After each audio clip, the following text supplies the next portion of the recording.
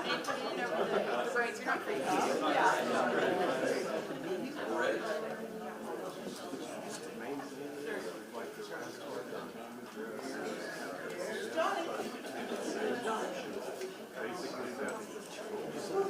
So your snacks, if you want to water.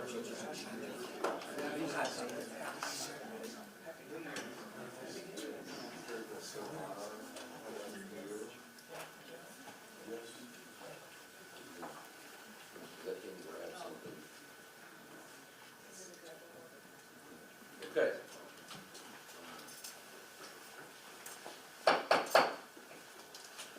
Call this meeting to order of the special meeting of the Board of Regents of Amarillo College. First of all, I want to thank my colleagues on the board for taking time out today and coming to this very important special meeting. So thank you very much. Also want to thank the audience members who are here. We appreciate your interest and involvement in what happens here at Amarillo College.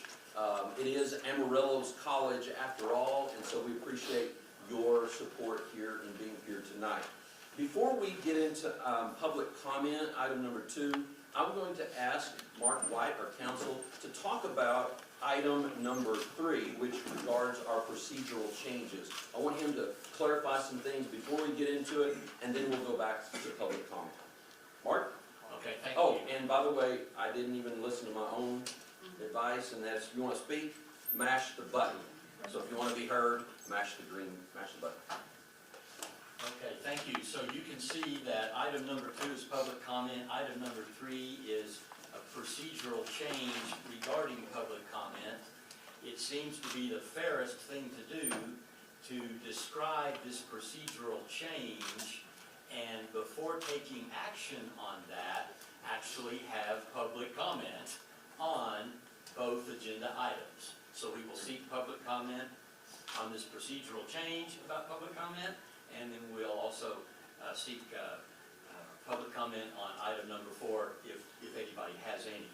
So we won't take action right now on the public comment change, but I'm going to describe it for us. Public comment is addressed in the internal operating procedures of the Board of Regents. It's been the same way for many years, and I want to introduce tonight not a new but an updated procedure for seeking public comment. As you know, this is a special meeting. We've always allowed public comment at our regular board meetings. We've not consistently allowed public comment at special meetings except for hearings like tax hearings and budget hearings and that kind of thing.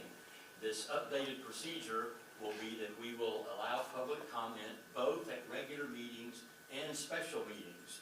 The difference being that public comment at regular meetings will be like an open mic concept. That is, you can speak about any topic of public interest.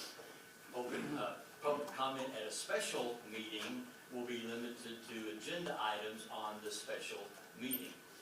We have, for many, many years, required people making public comment to fill out what we would call a blue card, and it required the name and address and phone number and so forth, and the topic that people wanted to speak on.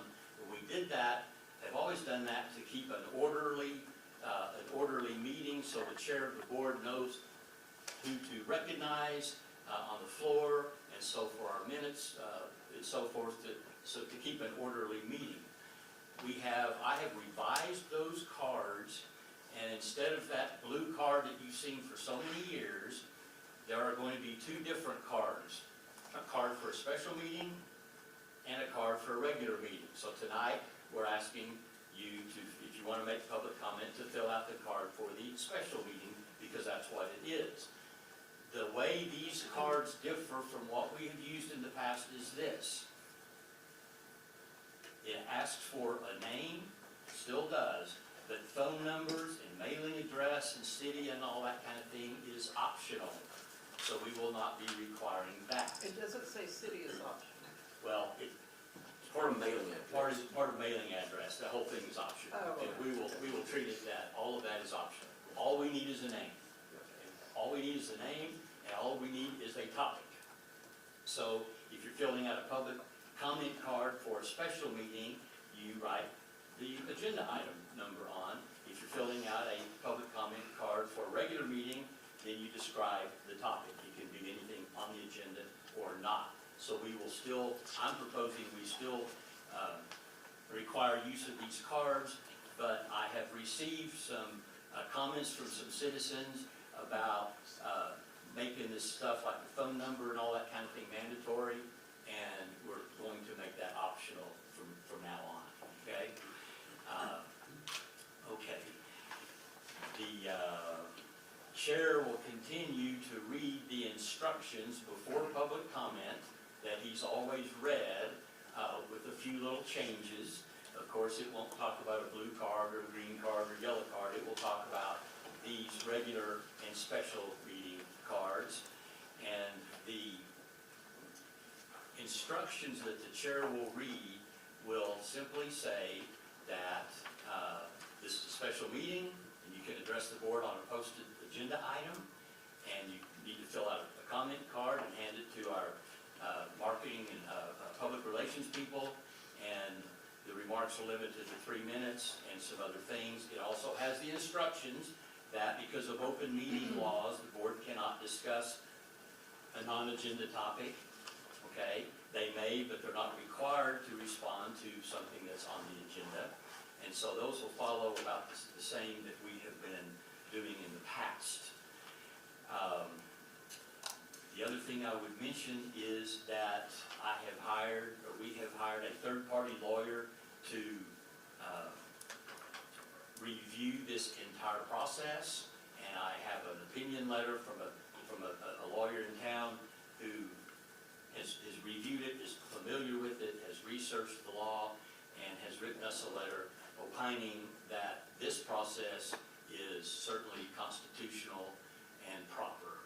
And so I'm going to propose that this is the process that we adopt tonight.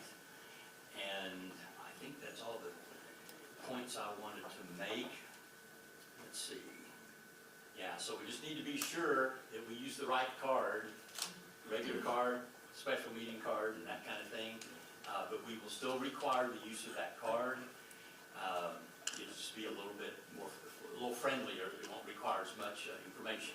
So with that said, I think the time to do now would be for the chair to solicit public comments on either agenda item of 3 or 4. Yes. And then we will consider item 3. And we want public comment on both of these before we consider them. So, Mr. Chair, if you would read the comments or the instructions for the special meeting, then we will proceed like that. We will do so. And we want to make sure that everyone understands we have proposed these changes, these procedural changes, to make it even easier for people to make public comment. I think there was some discussion that we were trying to chill free speech. Absolutely, that's not what we're trying to do at all. So we want to make it absolutely clear that Amarillo College invites public comment, and we appreciate public comment. At this time, we are going to go into agenda item number 2. As this is a special meeting, anyone may address the board on our posted agenda items only.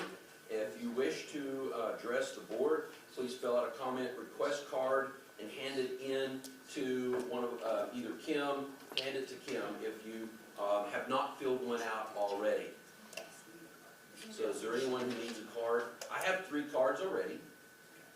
And so if during this comment period that people are making public comment, you would like to make public comment, we can get that card to you at that time. Okay, so I would like to recognize the first public yes? Oh, everything? You need to read the whole instructions. Oh, okay, okay. But it says if one or more have filled out a request. I don't think I have 5. But anyway, we'll read it. Remarks are limited to 3 minutes. Up here we'll have the timer that will go off. Groups of more than 5 persons referencing the same topic may be asked to appoint one person to present their views before the board. Because of open meetings laws, the board may not discuss any topic not on the agenda and therefore will not respond to any remarks related to non-agenda items. The board may, but is not required, to respond to agenda-related items. If your comment addresses a concern or complaint about a specific college employee or student, such complaints must be timely filed through the formal grievance process under college policy. If you have not attempted to solve a matter through the grievance process, you will be directed to the appropriate policy to seek resolution and may bring the matter to the board at a later meeting. At this time, I now recognize Craig Gaultier, who will be speaking on agenda item number 3. Mr. Gaultier, thank you for being here. Thank you, can you hear me? Yes. Craig Gaultier, Amarillo, Texas, Amarillo College alumni. I just wanted to speak on the public comment period mainly because,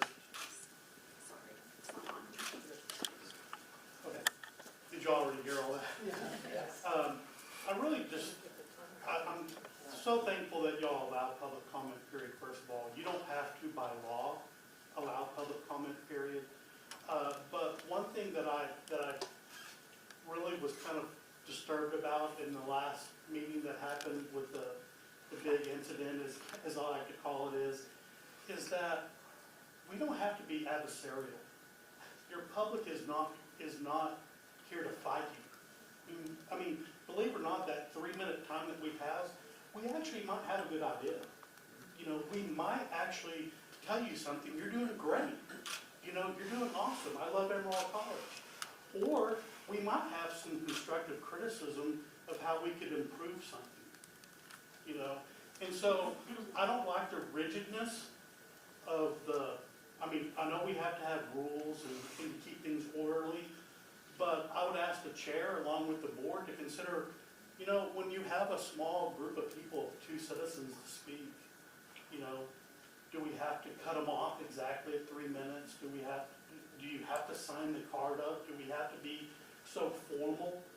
And again, I mean, this is not that big of a deal. One thing I do think that y'all need to really look into, Mr. White mentioned that he had hired, or at least consulting another attorney.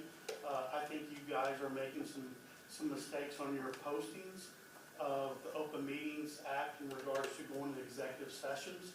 You only have 4 provisions you're allowed to go into the executive session for. One provision is employment matters. Number 2 is purchase of real estate.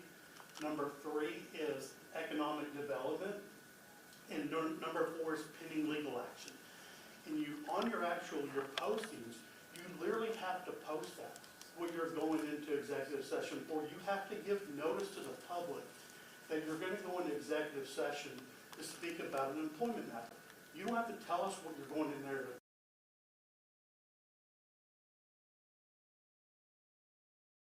Down there in the footnote that we may go into executive session. And then there has been an occasion where y'all have gone into executive session.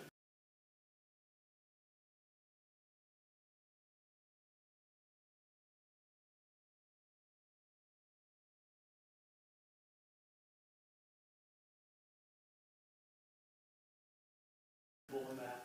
And that's something that I wish Mr. White, along with his consulting with his other attorneys, would look at it. Because at the end of the day, you guys are the ones who are on the hook for criminal or civil matters when it comes to open meetings violations. Not your legal counsel, it's you. You have a very good legal counsel. I've used Michelle's firm many times. She's a very good attorney. You can consult with her at any time to open up those type of laws and so forth. But my time is up. Thanks again for allowing us to speak. And thank you for all you do. You know, I love Amarillo College and I want it to be as best as it can be as you do. So thank you. Thank you very much, Mr. Gaultier. We appreciate your comments tonight, and I've written down everything that you addressed, and we'll make sure that we address those at the board sometime. Thank you so much. Next up is Mr. Mike Fisher, and he wants to address items 3 and 4. And so, Mr. Fisher, I can add 3 plus 3, so you have 6 minutes. If you would like to spend, really? Okay. you know, we're not going to do 3 and 3, but you have 6 minutes Thank you. to discuss those I both. appreciate that. I do have a handout, and it's not part of the Can you go topic. to I my, just want to hand you these first. Okay, yeah, pass those out and then we'll get to the That mic. doesn't have to do with the agenda, so I won't talk about that. Okay. It's just something that, like a brief for the board members to chew on, and maybe for the next meeting, we'll talk about it.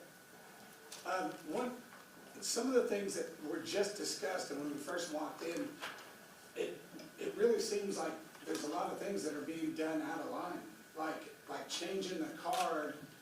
You guys are supposed to talk about that. I mean, you guys should talk about it and go, hey, do we even need a card? What should we change? But it's already been deliberated. There's no deliberations that are supposed to be done outside of this board. So policy changes, like the card, and I think it sounds like you're trying to make a good effort, but it sounds like some of the decisions are already being made, like this is the card I hope we adopt, this is the things we're gonna do. I mean, those were pretty deliberate, the things that he was talking about were pretty deliberate, saying that this is the way it's gonna happen. So I think you guys should consider like all different options and not just one card, and maybe just let people talk, because you know, what's it gonna hurt?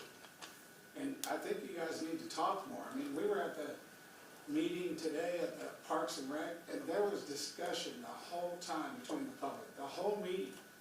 And it was great. And that Open Meetings Act doesn't restrict you from talking to us.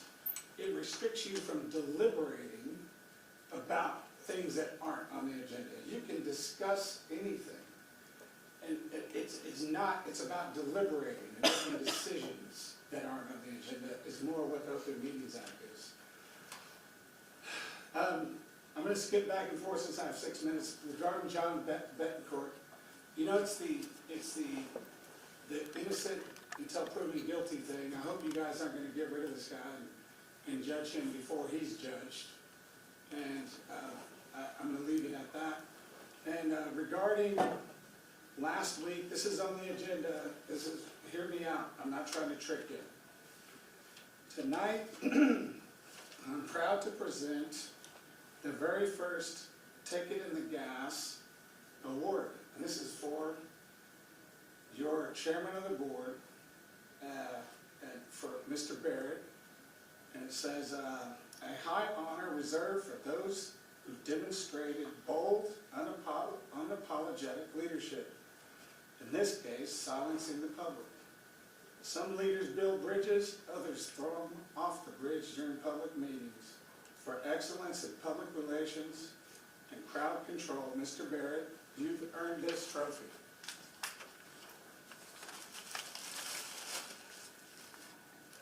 We printed this for you just today. I'll leave it right here. Mr. Barrett, between silencing the public, expanded leadership during a financial crisis, and volunteering Amarillo College as the rescuer for the museum in Canyon. Remember you said that on your social media page? You said AC to the rescue. I have a feeling you're going to be getting more of these awards in the future. I look forward to presenting them to you. Thank you. Thank you very much. All right. And next up, we have item number 4 to be discussed by, is it Jeannie Arndt? Yes. Can I give a public Jeannie comment? Arndt. I'm recognizing Jeannie Arndt at this time. If you would like to fill out a card, we would appreciate that. That would be great. We'll send a card back to you. Ms. Arndt, you have 3 minutes, and you're going to discuss item number 4. Thank you for being here. Yes, thank you. I appreciate you guys giving us the opportunity. So first of all, I'm going to be more of a heartfelt side instead of the technical and things like that. I just want to remind everyone why we're here. First of all, Scripture reminds us that we have all sinned and fall short of the glory of God, and it also calls us to walk in light, humility, and repentance. I just hope that the board recognizes this situation, the seriousness of it, and takes the appropriate step to ensure that the students fully understand the consequences of this type of behavior. We need to remember why we're here.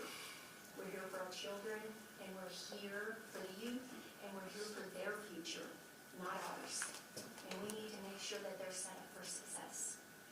thank you, I appreciate it. All right, thank you very much, we appreciate that. We have another card. Can I get public comment? Do you have, can we get the card from you, sir? I'd really rather not fill out this card. I'd really rather not. I mean, I'll stand up there and tell you my name. I understand that, sir, but please follow protocol. We would ask that you do that. We're not trying to limit anyone from speaking. At this time, we just simply have to have your name and what you're speaking on. That's it. My And we real just- name? You have a card? I have a card. Okay, You need if my you real just, name? please fill it out. We'll wait. I appreciate that.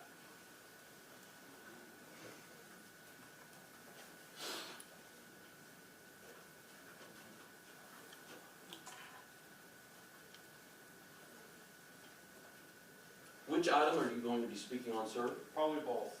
Okay, so 3 and 4.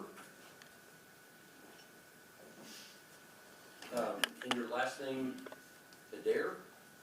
Ah, you know it, yes. John Adair. Okay, Mr. John Adair is recognized at this time for 3 and 4. We will give you 6 minutes. Okay. My name is John Adair, and I think everybody here knows who I am by now, and that I'm the one that got thrown out of the last meeting, because I didn't want to fill out their speaker's card. Time and time again, the Supreme Court has constantly held people's rights to speak anonymously, especially when it's political speech, or redress of grievance that may not be positive of a board or a government. The Constitution has constantly upheld anonymous speech. These cards go to violate that. And last month when I was thrown out of the meeting, House Bill 2840 that was added to the Open Meetings Act specifically gives Texans the right to speak at meetings just like this. And when I was thrown out of the last meeting, my rights were violated. Constitutional rights and state statutory rights. And when they implement this card, that falls under their policy, and you cannot use, this board cannot use a policy to violate a statutory right that is given to a citizen under House Bill 2840. So yeah, I'm glad to see that y'all are making efforts to change up things, and I understand y'all want to know who's here and doing this, but a lot of people, myself partially included, don't want to give up that information, and they shouldn't have to, because it just leads to retaliation, all sorts of stuff, and I've been retaliated against. I have made speeches other places and have been directly retaliated against for criticizing someone. And that is why people don't want to fill those out. It just opens the door to a lot of stuff. And like I said, the Constitution, the Supreme Court constantly upholds anonymous speech, and I think it should be upheld. And 551 gives y'all the right to have speaker's cards, but those speaker's cards can't be used to deny someone a statutory right given to them by the state of Texas. And real quick, I'll just wrap up. I wanted to say something, much like Fisher did on the Betancourt thing. I believe innocent until proven guilty should still mean something in this country. And I don't believe he's been convicted of anything yet, and I don't believe his name should be dragged through the mud or any kind of action. I mean, the DA could drop this a week from now. So, whenever y'all want to talk about this, just please remember that innocent until proven guilty still needs to mean something in this country. Thank you.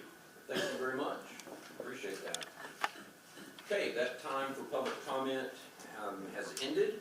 Now we'll go on to item number 3, which is the Board of Regents procedural change regarding public comment at board meetings. This item is placed on the agenda for the Regents to consider and adopt a change to the procedure for public comment at regular and special board meetings. The proposed procedures to be announced by the chair, along with the new comment cards, have been provided to the Regents. I think Mr. White has already given us a synopsis of the procedural changes that we are looking at tonight. And so I will open that up to the board for discussion. I'll move for approval. Okay. So we can discuss it. Okay. And then I have a question. Okay, and so with the board, what's your motion? Motion is to approve. Motion to approve our procedural changes. Do I hear second? I'll second. Okay, and second. Now we have any comments or questions? Okay, Annette? And I think in light of some of the school board meetings across the state where they have people coming from outside even of Texas, for example, I think having city and state is important. So we know if they're our constituents or not, and if they have a real interest. I don't need their address or their phone number, but I would appreciate their name and subject they're talking about in the city and state they're from.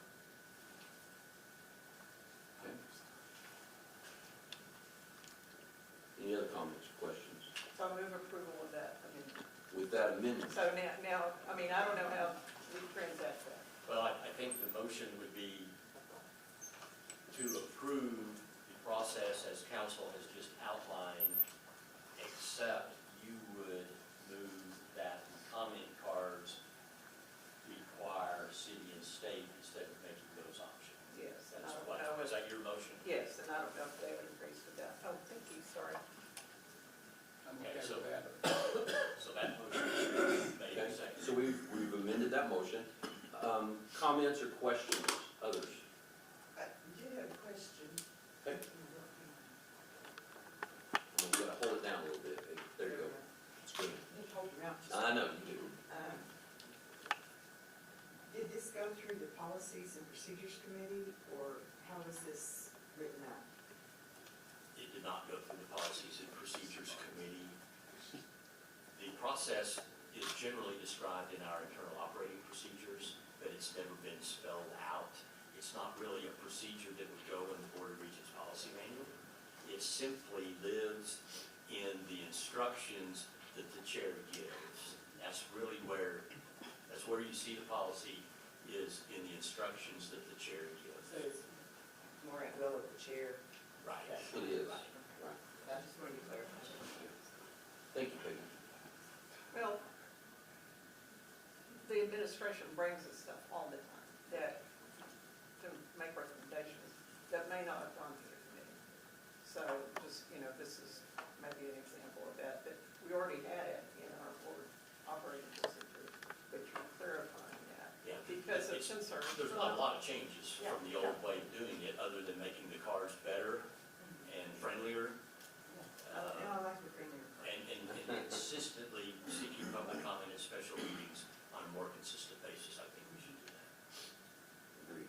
I have a question, Mark. Could you address Mr. Adair's comment that he has an absolute right to anonymity under the Supreme Court rulings? I mean, did our opinion letter address,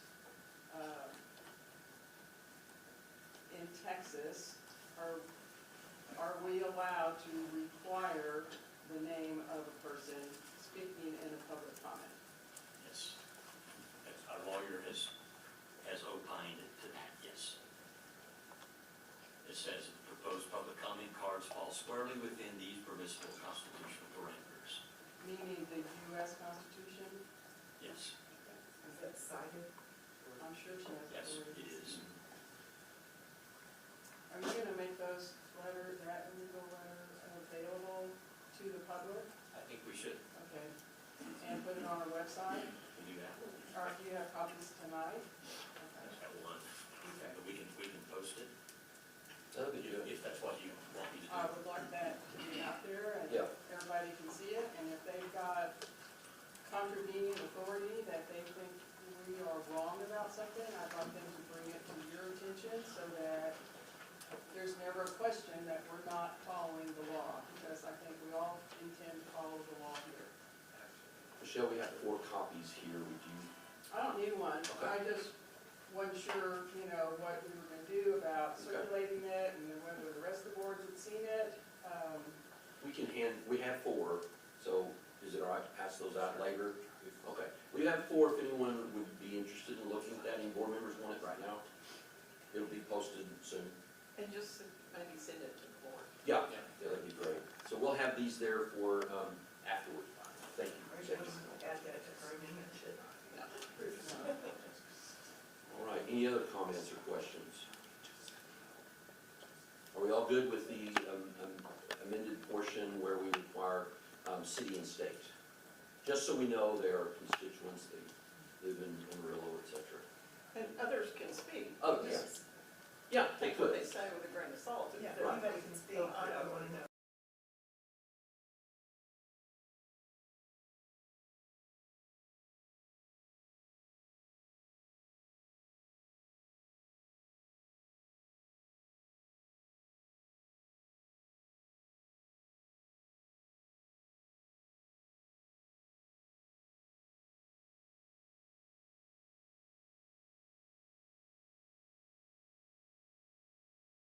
It's just the way that we're using what we say we need information, and so we're actually trying to make sure everyone knows we do want public comment, and we're not trying to limit that. So that's why you were able to do it without prior approval, is because And we're gonna be discussing it tonight, and if the Board of Regents can approve it or not, Yeah. or approve it differently than I've outlined it, however you want to do. I just want to be sure that was clear for everybody. Anything else? Okay, we're gonna go ahead and take a vote. All in favor of the motion made and seconded, where we have amended it to include the city and state? All those in favor, please say aye. Any opposed by no?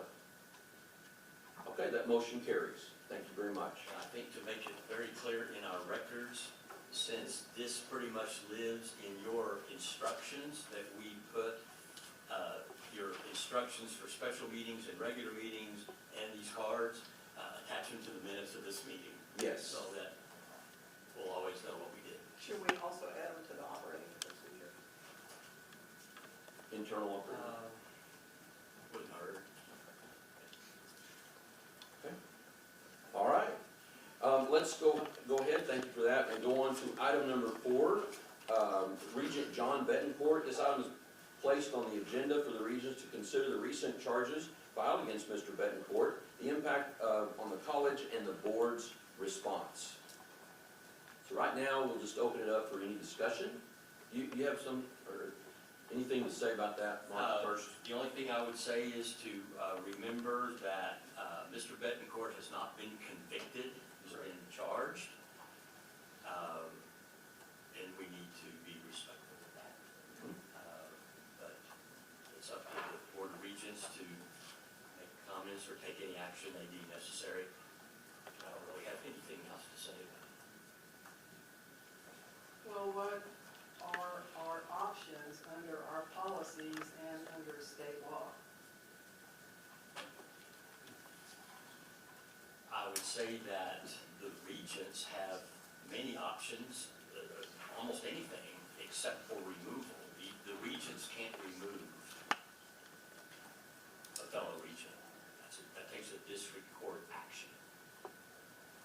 Short of removal, I think the Regents can take any action or no action.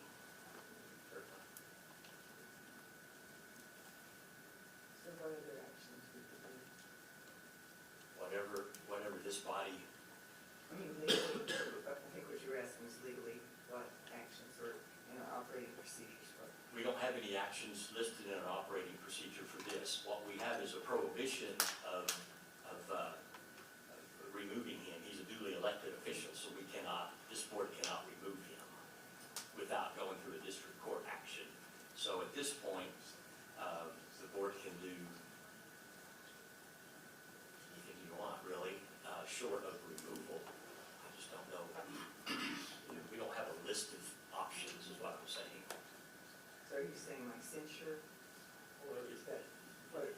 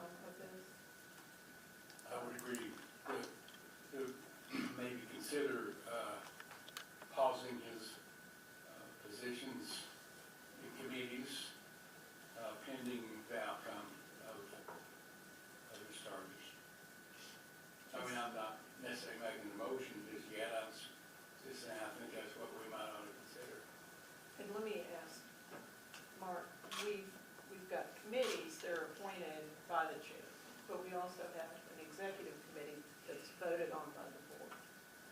So, That comes through nominating committee. comes through nominating committee. So how would we proceed if we chose to remove a member from either of us? First of all, I don't think I would use the word remove.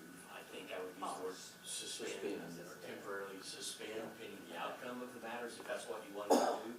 But with respect to board committees, even, board committees or the executive committee, this full board, I think, could suspend a region from serving on one of those committees on a temporary basis pending the outcome of the meetings.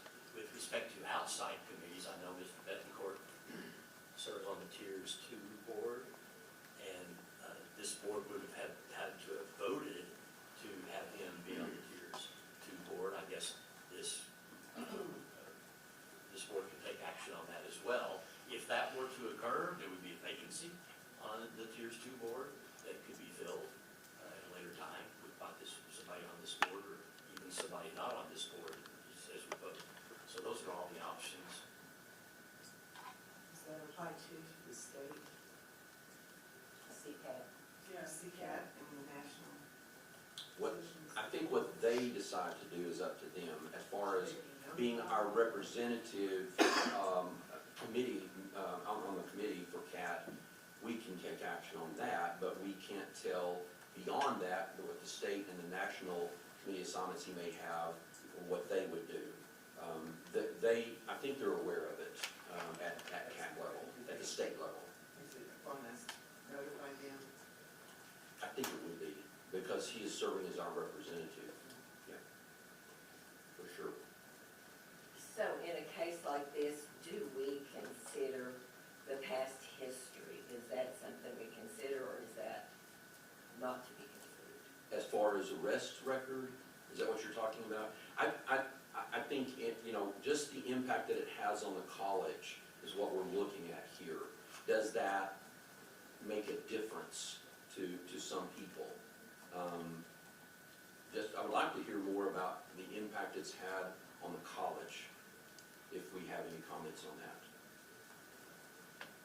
There's a principle that I like to adhere to, and I believe John is a Christian, probably adheres to it as well. And that's that we are to consider not only our own interests, but also the interests of others. And my concern is the reputation of the college. As a Christian, I've been praying for John. John is a friend, and I don't have animosity toward John at all. However, this is very serious, and it's a reflection to how we handle this on behalf of our students. At the age that many of our students are, they've got a strong sense of right and wrong, and they're gaining that for themselves. And this is something that it puts other people's lives in danger, if it is indeed true. I'm aware of conviction versus guilt. Sometimes you don't get a conviction for something you're guilty of. That's O.J. Simpson. That was the most prominent example you could give. I would hope that John is going to get some help, because it's a recurring problem. But for us as a board, I think we need to look to the impact of our students in the community, and how it affects our reputation in what we do, and how swiftly we act on it. Well said, thank you. Anyone else have comment?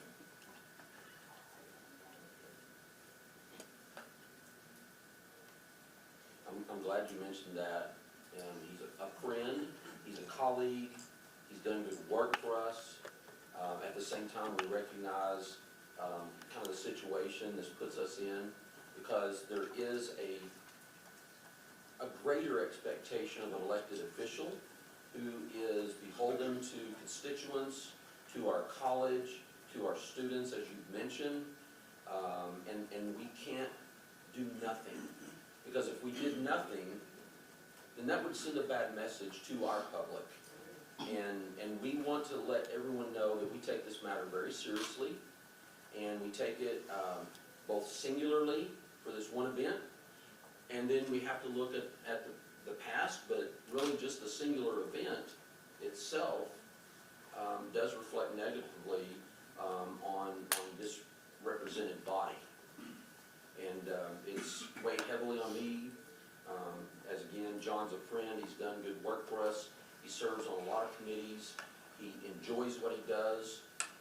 I personally think, and I sort of have talked about a suspension, because as public comment was made tonight, innocent until proven guilty.